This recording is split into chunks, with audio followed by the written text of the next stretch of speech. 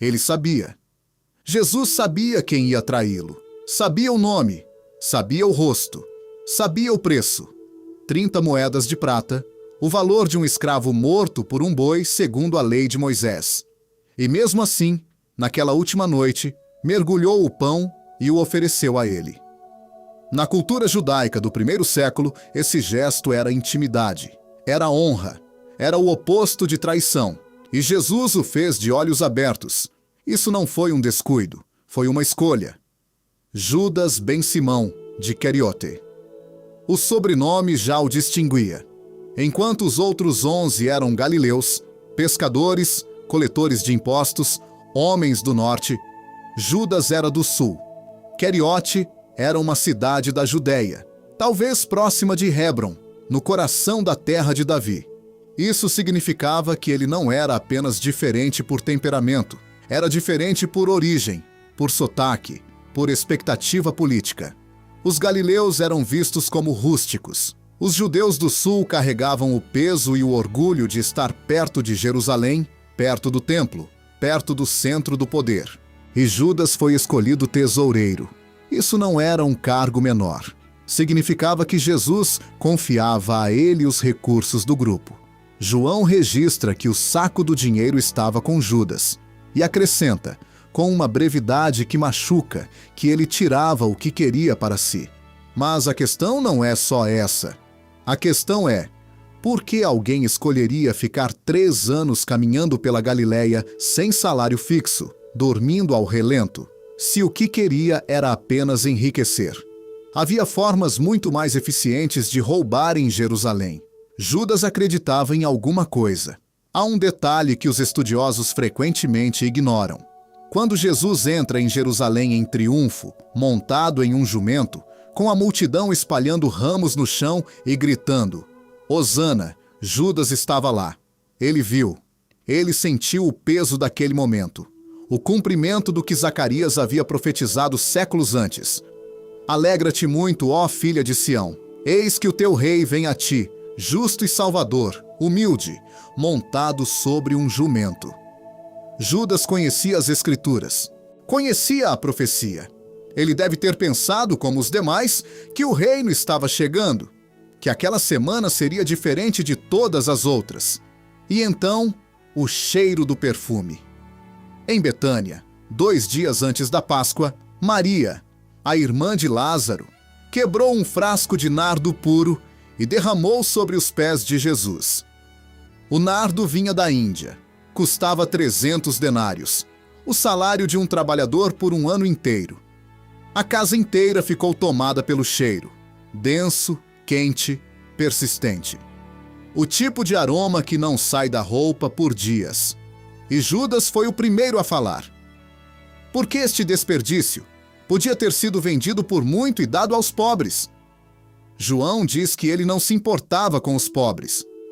Mas talvez João veja Judas pelo fim da história, já sabendo o que vai acontecer. Talvez naquele momento Judas estivesse frustrado por outra razão.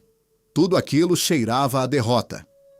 A ungir alguém com nardo era preparar um corpo para o sepulcro. E Jesus havia dito, em resposta, exatamente isso.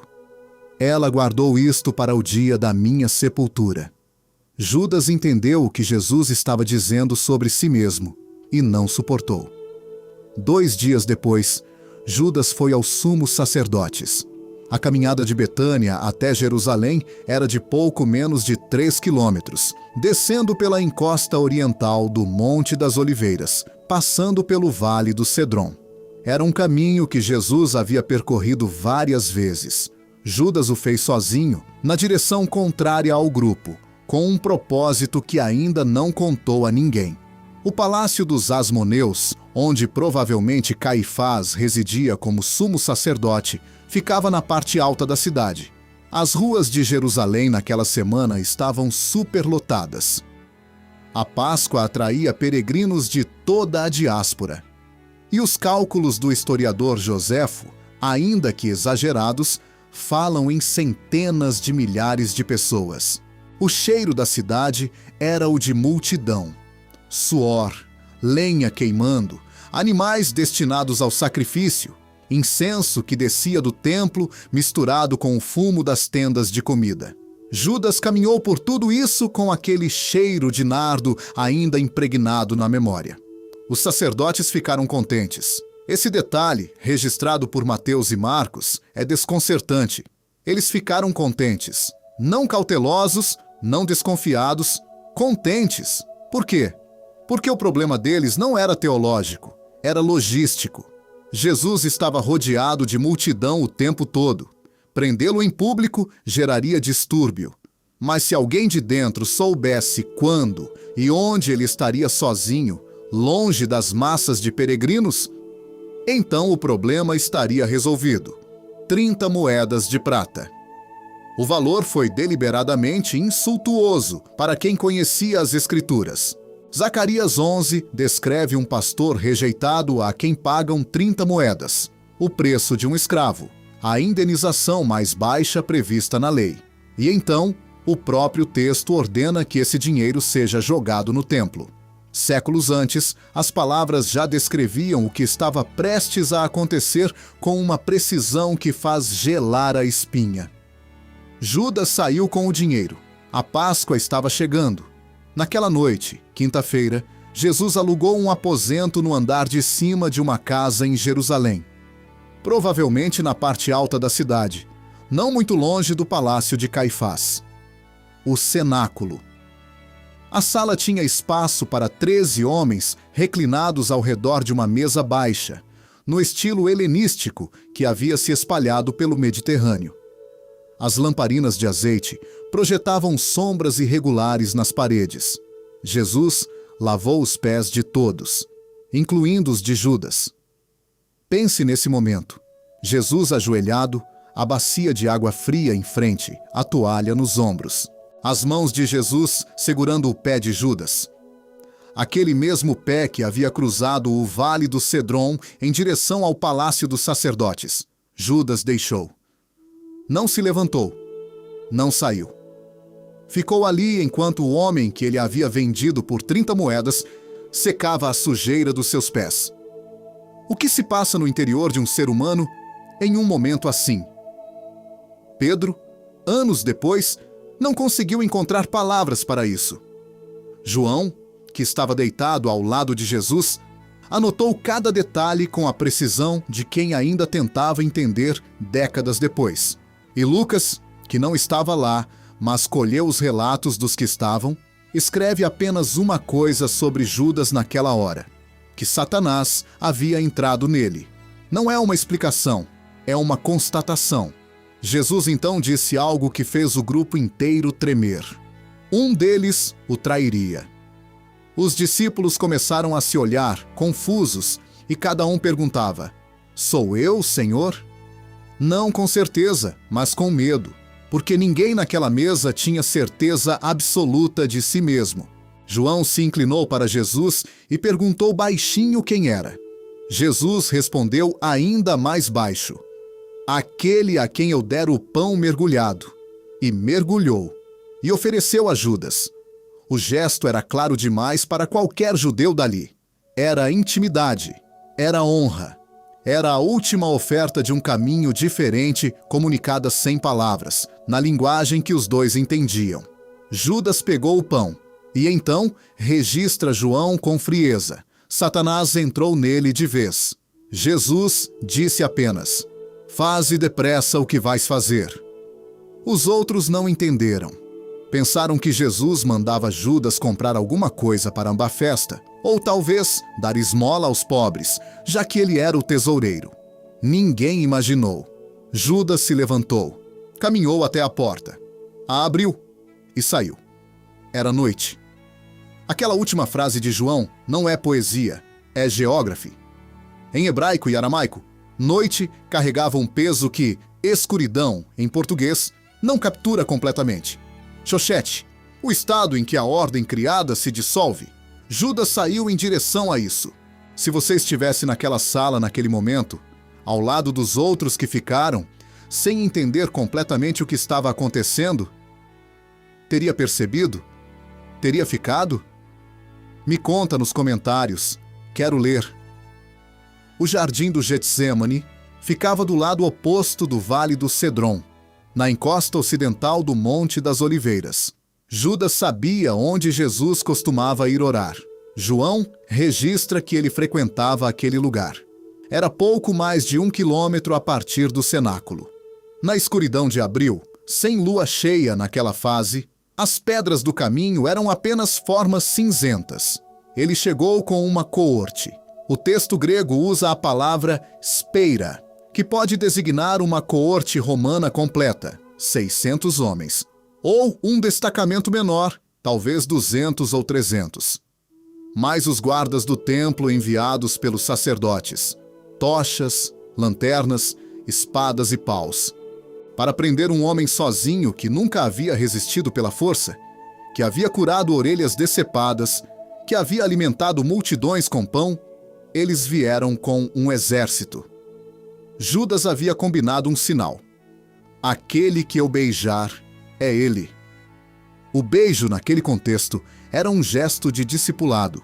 Um aluno beijava o rosto do seu rabi como sinal de respeito e afeto. Judas escolheu o gesto mais íntimo da relação entre um mestre e seu discípulo para marcar Jesus para uma prisão. A língua não tem palavra para isso. Jesus deu um passo à frente. Não para fugir, para encontrá-los. A quem procurais? A Jesus, o Nazareno. Eu sou. João registra que eles recuaram e caíram por terra. Toda aquela tropa, tochas, armas, autoridade do templo e de Roma, recuada diante de 2 palavras. Judas estava no meio deles quando isso aconteceu. Ele viu. O que ele sentiu naquele segundo, não sabemos. Mas ele não recuou com eles, ficou parado e se aproximou para dar o beijo combinado. Jesus disse apenas: Amigo, por que vieste? Lucas acrescenta: Judas, com um beijo traz o Filho do Homem. Não há raiva nestas palavras. Há algo muito mais difícil de suportar do que raiva. A prisão aconteceu. Jesus foi levado. Os discípulos fugiram. Pedro seguiu de longe até o pátio de Caifás, onde havia fogo, porque a noite estava fria, e ficou parado se aquecendo enquanto negava 3 vezes não conhecer aquele homem. Judas foi para outro lugar. Mateus registra o que acontece depois. Quando Judas viu que Jesus havia sido condenado, foi tomado de arrependimento. Devolveu as 30 moedas. Disse aos sacerdotes: Pequei, traindo sangue inocente. Eles responderam: O que nos importa isso? Lá te arranjas. Jogou as moedas no templo e saiu.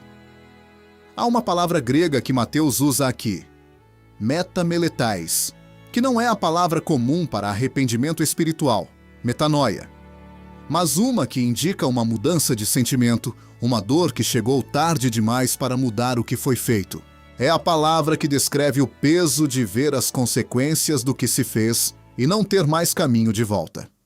As moedas rolaram pelo piso de pedra do templo. O som de 30 moedas de prata em mármore. Os sacerdotes as recolheram e discutiram o que fazer. Não podiam colocar dinheiro de sangue no tesouro sagrado. Haveria ironia nessa consciência moral, se não fosse trágica. Compraram um campo de um oleiro para enterrar estrangeiros. O povo chamou aquele lugar de Campo de Sangue. Zacarias 11 havia descrito isso séculos antes, com perturbadora precisão. As 30 moedas jogadas no templo, o campo do oleiro. Judas morreu naquele campo. As versões de Mateus e de Atos diferem nos detalhes. Enforcamento em uma, queda e ruptura do corpo em outra. Mas nenhuma das duas descreve um homem que encontrou paz. Foi a morte de alguém que não conseguiu viver com o que havia feito. E aqui está o paradoxo que define tudo. Judas quis a morte de Jesus. Jesus sabia que Judas quereria sua morte. E mesmo assim, nos evangelhos, no plano que Isaías havia esboçado 700 anos antes com o servo sofredor, no Salmo 41, que descreve o amigo íntimo que levanta o calcanhar contra o que confia nele, a traição estava dentro do roteiro. Isso faz de Judas uma marionete ou faz de Deus um cúmplice? A virada está aqui, e ela é teológica e histórica ao mesmo tempo. O conceito de presciência divina, que Deus conhece antecipadamente as escolhas humanas sem determiná-las, é central para entender Judas. Os primeiros pais da Igreja debateram isso intensamente. Orígenes, no século III, argumentava que Judas teria podido não trair. A profecia descrevia o que Deus sabia que ele faria com sua liberdade, não o que Deus o forçou a fazer. Agostinho, 2 séculos depois, foi mais longe na direção da soberania divina. As Escrituras seriam cumpridas, mas Judas escolheu livremente o caminho pelo qual as cumpriu. Há um dado arqueológico que poucos mencionam. Em 1970, um ossuário foi encontrado em Jerusalém com a inscrição Miriam, filha de Simeão de Queriote. Queriote, a cidade de Judas, era real. E a presença de ossuários dessa região na própria Jerusalém confirma que famílias do sul judaico viviam e morriam na Cidade Santa. Judas não era um personagem genérico. Era alguém com família, com endereço, com raízes. E ele fez uma escolha com aquelas raízes. A questão que fica não é se Judas era mau. A questão é se ele entendia o que estava fazendo. A teologia cristã clássica diz que não, que ele esperava que Jesus escapasse, que o confronto com os sacerdotes forçaria Jesus a se revelar como o Messias guerreiro, que tudo aquilo seria um catalisador. Quando viu que havia errado sobre isso, devolveu o dinheiro. Tentou desfazer.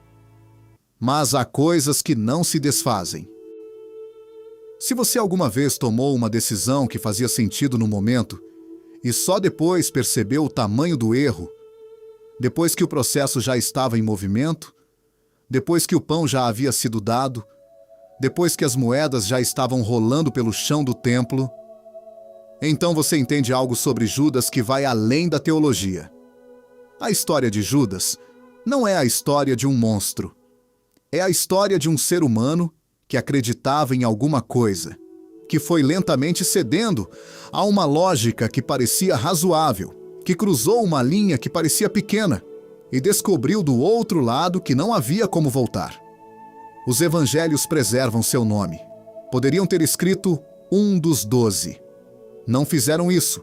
Judas Iscariotes, nome e sobrenome. Porque a história não funciona sem ele, e porque apagar seu nome seria apagar a pergunta mais incômoda que ele nos faz. O que você faria se achasse que sabe melhor do que Deus como as coisas deveriam acabar? Ele pegou o pão. Jesus o ofereceu mesmo assim. Esse gesto, aquele último gesto de intimidade antes da traição, é talvez o mais perturbador de todo o Novo Testamento. Não porque Jesus não sabia o que Judas faria, mas porque ele sabia e ofereceu mesmo assim. O perdão não chegou depois da crucificação apenas para os que ficaram. Foi oferecido antes, na forma de um pedaço de pão a quem já havia decidido trair. E Judas saiu sem pegá-lo de verdade. Isso é o que a história de Judas diz para quem a lê hoje. O gesto foi feito. A oferta foi real. O que você faz com ela? Isso ninguém pode decidir por você. Qual dessas pessoas que estavam naquela sala na última noite você mais entende? Pedro, que ficou e negou? Judas, que saiu e traiu? Ou os que ficaram calados sem saber o que fazer? Me conta nos comentários. Quero ler cada resposta.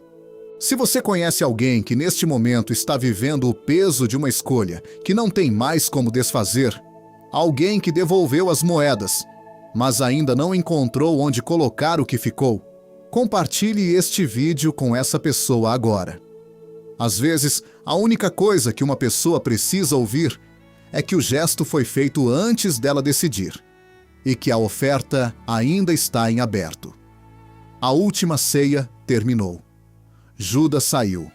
Era noite, mas o pão ainda estava ali, na mesa, com o formato dos dedos de Jesus.